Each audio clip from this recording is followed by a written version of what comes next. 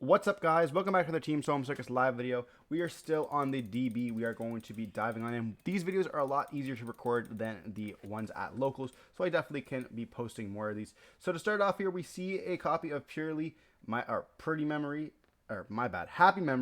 a copy of Pretty Memory over here, My Friend, a Purrely, as well as a copy of Imperm. So we have one hand trap going, second here, and then we see a copy of Toy Soldier, a Skill Drain, another Toy Soldier, copy of Silhouette Trick, and a Reinforcement of the Army. I don't even know what deck this could be. Maybe the Whitewoods deck. Not too sure. Obviously, this is Purrely. We are going to be seeing the toy deck going to go first with a normal summon. Then we set 3 cards and just pass turn on this.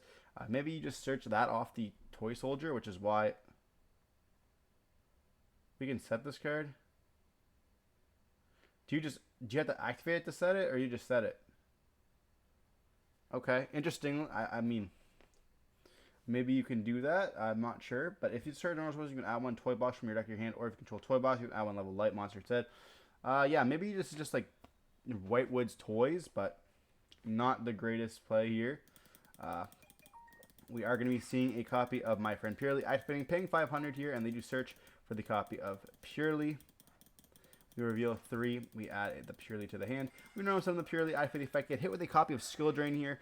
Chain the copy of Pretty Memory. Send out another copy of Purrely. Overlay into a copy of the Sylvan. I don't think this actually stops the. I guess we can go for like the toy box. So we're gonna attack into it. We go for a downer and then a Zeus here, and yeah, we kind of still have to find a way to stop that copy of the Skill Drain. We're going to see Silhouette Trick going to activate there, negating the effect of, I'm assuming of the Zeus, but we're going to be summoning with the copy of the All-Star by sending the copy of Skill Drain to the graveyard here. We do now have Zeus alive. If they didn't negate that with there, I'm pretty sure they would have targeted it to kind of negate the effect, but oh well. We're going to see them search for the copy of the Beware. This doesn't search. Okay. I was thinking it was maybe a warrior. We're going to see them chain to it, and it's going to go to the graveyard. I don't know if that was a smart play not to negate it with the copy of Silhouette Trick, but we do see the Toy Soldier activate the effect, summoning itself out. Activating the effect, letting us search for a copy of Toy Box. And then activate the effect of the Toy Box here. And we see the toy box place 2 on the field. The copy of the soldier as well as the copy of the tank. And then we're going to be seeing once again Zeus wipe the field. We're going to activate the effect of the tank, summoning itself out. And then we just pass turn here. We see a Purrely going to be normal summon, and they just scoop it up, realizing the game has lost. We're going to be able to set up a copy of the. We're most likely going to be able to set up a copy of the Sleepy there, which is going to be able to either OTK or let us go into a copy of a 5-mat copy of Noir, which is going to just be unbeatable at that point. We already have lost so much of momentum. I think we only had 2 cards left in the hand. But game 2 here, we're going to be seeing once again the Whitewoods deck going to be choosing to go first. We see an Imperm, Call with the Grave, a Dominus Purge, so double hand traps, and a copy of Call By. And we see a Sylvie as well as a copy of Foolish Burial. Interestingly, they kept these in going first. Obviously, you'd probably keep some of them in. They are traps as well, so I guess you can discard them. But I feel like they would want to keep maybe some more Engine or some power cards like Solemn Judgment if we play that, or a copy of Skill Drain. And then over here, we see a copy of Purrely Sleepy Memory, a copy of Delicious, Cosmic Cyclone, another Pretty, and then My Friend Purrely. So opening up all spells, no hand traps here. We are on 40, which is, very unfortunate for us. We might have sided them out for the copy of Cosmics, being able to hit those problematic spell and trap cards that they want to be able to set the graveyard. We see the copy of the Wilfie, search for a copy of the spell. Activating the spell, searching for a copy of Elzette. And then we're going to be going for the Elzette, sending the copy of Imperm, summoning itself out. We then activate the effect, searching for the copy of Rudica. And we then summon itself by lagging. Then we go up into a copy of the Synchro 6. We discard a copy of Call with the Grave, searching for the copy of the Trap. This can allow us to send to the graveyard at some point as well to reset it. Foolish Burial, good, something the copy of Black Goat's Laughs. We're going to set 2 here, go up into a copy of the Silhouette Trick, which are Silhouette, which is going to be able to set the copy of Silhouette Trick here. And then we can summon back out by sending the Can we not summon it back up by sending the trap to the graveyard? You're the only one. I thought this could summon itself back out. Or is it these ones that can summon itself out? Target 1/1 synchro monster in your grave. Return to that strike and do something to come negate its effects. I guess, yeah, where we can't do that there. Maybe we should have like linked them away, gone up into the big one that can bring itself back, and then, you know, be able to reset the trap to get another body on the field. But we're going to be able to negate 2 cards on the field. Being able to negate the effect of my friend Purrely, or even popping it with this can be quite nice. Popping the field spells, I believe what they're going to try to go for here. But we did set the copy of Silhouette Trick at the end, who maybe should have, you know, added all 3 to hand, shuffled their hand up, then set them randomly, so our opponent doesn't know which one it is, because we do have the copy of Cosmic Cyclone here to be able to stop that. But we're going to be normal summoning the copy of Purrely. We're going to activate a copy of Dominus Purge, stopping that copy of Purrely. We then activate the My Friend, and we see the Silhouette Trick going to be activating, summoning itself out, not chaining the copy of Cosmic here, and it's going to let the copy of the Rabbit actually destroy the copy of My Friend Purrely. We're then going to activate Cosmic on the last card here. It's a copy of the trap. Bring out the copy of, and we can chain this. It is only during your opponent's turn, right? No, it's quick effect, so you can do it either. Okay, so we see them put back, and then we summon up the copy of the, and then we go up into the level 8 here. We're going to activate the effect, and they're searching for the copy of Beware. We're then going to banish the trap off the Cosmic, by the way, which is the kind of important thing, is it doesn't leave the field until the end of the chain. So yeah, you definitely banish it, but I thought it was being sent to the graveyard with a copy of the monster, but I suppose not. We're then going to be able to activate the effect of Pretty Discard, summon with the copy of Purrely. Purrely is going to activate the effect, and we're going to be chaining the copy of the Diabell, making it so that our opponent, we such summon out 1 instead. Wait, what? When you put on a quick effect, you can chain or activate a card effect quick effect. You can send 1 spell trap from your hand, put someone level 7 or lower. So we're going to summon out like the Zapper Shrimp here. It's not going to stop the effect, but it's going to search most likely for the field spell. Yeah, we summon the Zapper Shrimp here, and then we're going to be able to like destroy the copy of the field spell or whatever we search. So My Friend Purrely is what we're searching here. We haven't activated the effect yet, so it's going to be able to reset the copy of the spell because we discarded it off this thing. We're going to activate the effect of the Sleepy, or the Pure Lily here, targeting the copy of the Pretty to go up into a copy of the Beauty. And we see the Black Ghost Laughs going to be calling Beauty. We chain Beauty on the Zapper Shrimp. We chain the Zapper Shrimp here, going up into a copy of the Satellite Warrior. And I didn't actually know we played this. So it's going to be able to destroy 1. We could destroy up to 2, but we're going to see us destroy the copy of the Beauty. We're going to go Delicious, send the copy of My Friend, summon the copy of Purrely. We activate the effect, and do we hit? We do not, and we're just going to admit defeat on that. Yeah, kind of rough. We have gone through a bunch of Purrely spells already, so the chances of us hitting would be very low, but still not impossible. Now, moving on to game 3, we're going to finally see Purrely going first. We have Prosperity, Purrely, Forbidden, Chalice, a copy of Dimension Fissure, and a copy of Sleepy. The Dimension Fissure is going to be absolutely insane in this matchup. And then on our opponent's side, we have the copy of All-Star, a copy of Tails, the Woes, the copy of Rulika, and as well as the Toy Box.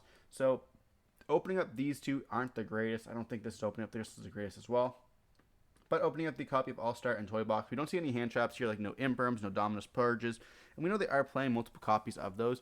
So, you know, we're looking at most likely like 6 cards in their deck that are going to be those hand traps, and maybe even up to like 9 if we're including the copies of Evenly Matched. And unfortunately, they just didn't see it here at all.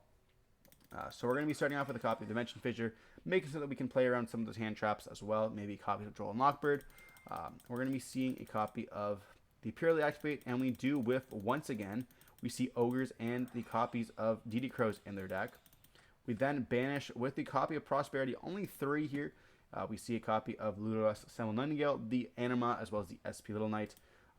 We're not going to need any of those. We might be on 2 Animas, or 2 Little Knights as well, I should mention.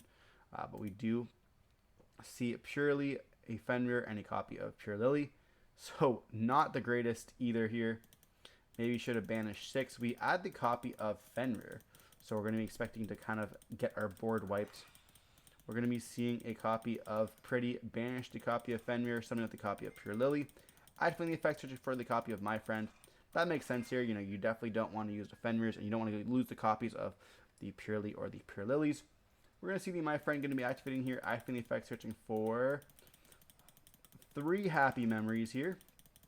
And then we go for the effect to summon out the copy of the Beauty by the Lily, attaching the copy of Sleepy. We activate the effect of the Happy, chain the copy of the Baby Noir, setting the trap card here, and we do protect the copy of Dimension Fissure. We discard the copy of Chalice to summon out the copy of the Purrely, and this time we do hit the field spell, as well as the copy of Purrely as in a Ghost Ogre. But putting that back to the deck, we activate the field spell here, going up into a Sylvan Princess, and we're going to activate the effect detaching when we banish a copy of Ogre. During the end phase here, Street's going to go attach a second copy of the Sleepy to it, letting us have additional draw 2 here, which we are going to be seeing.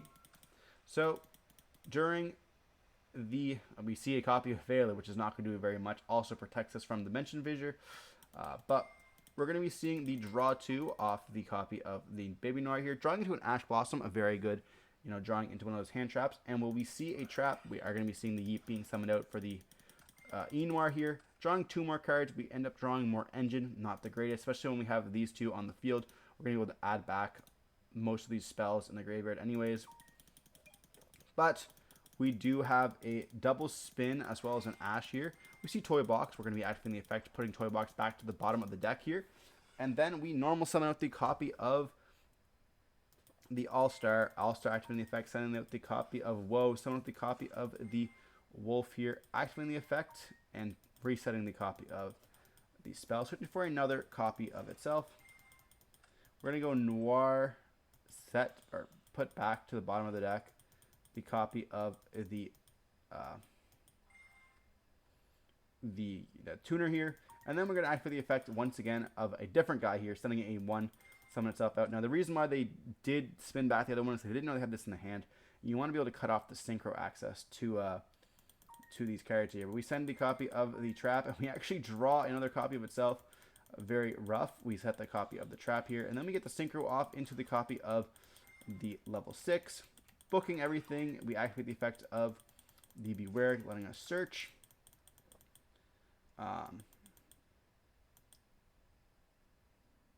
Don't know what your play is next turn. So we see the White Witch player not exactly know what the Purrely cards do, which is going to be giving them a very heavy disadvantage here. You know, maybe we should have Tails Ash that, but I mean, at the same point, what's it really going to do? We have used the Rudica as well as the other one. We've used the All-Star, you know, the kind of only one they can search here for the copy of Ilzet. And I'm assuming that most people don't know exactly what these cards do as well. I don't really know them either. So we're going to see them send, and they do Ash this. And it is cost to send, so they're going to be able to set. And then we're going to be banishing the copy of Noir here. We're then going to... Oh, Beware and Tails are not the same card. Okay, I'm getting those confused. I didn't know there was 2 Shadow cards. So we see them set a different one there, which is going to be popping the Noir. And then we see them attack over the copy of the Sylvan. How does it attack so many times? Okay.